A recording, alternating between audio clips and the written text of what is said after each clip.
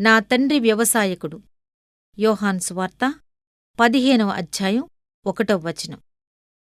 బాధ అనేది ఏ రూపంలో మన పైకి వచ్చినా అది దేవుని నుండి మనకేదో దీవెనను తీసుకుని వచ్చిన రాయబారి అని తెలుసుకుని ఉండటం ఎంత ఆదరణకరమైన విషయం.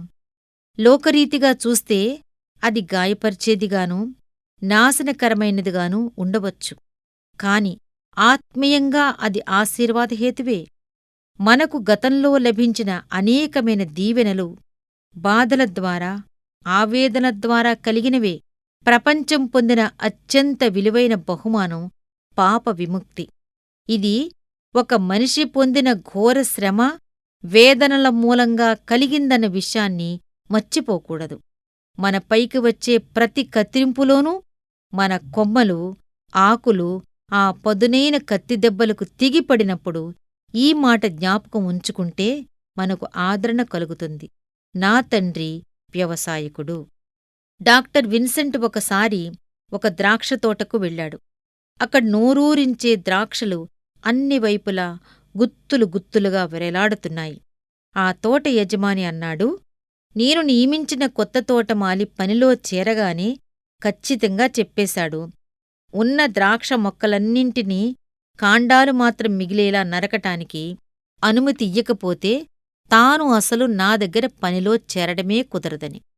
దానికి నేను ఒప్పుకున్నాను. అతడు వాటన్నిటినీ నరికేశాడు. 2 సంవత్సరాల పాటు పంట ఏమీ లేదు. కాని దాని ఫలితం ఇది.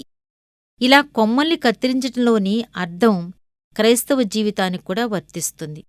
కత్తిరించటం ద్వారా ద్రాక్షతీగను నాశనం చేస్తున్నారనుకుంటాం. తోటమాలి ఆ ద్రాక్ష మొక్కలన్నింటినీ పాడుచేస్తున్నట్లు అనిపిస్తుంది.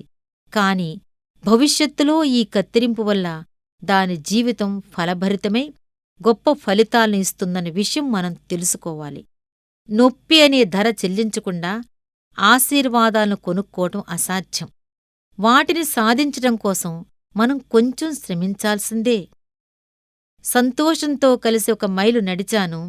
చాలా మాటలావిడ మాట్లాడింది. వాటివల్ల నాకేమీ ఫలితం కనిపించలేదు. ఉన్నవాడిని ఇలా ఉన్నట్టే మిగిలాను.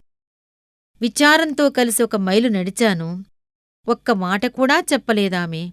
ఆమె నుండి నేను నేర్చుకున్న జ్ఞానం తలుచుకుంటే నా ఆశ్చర్యానికి మేరలేదు.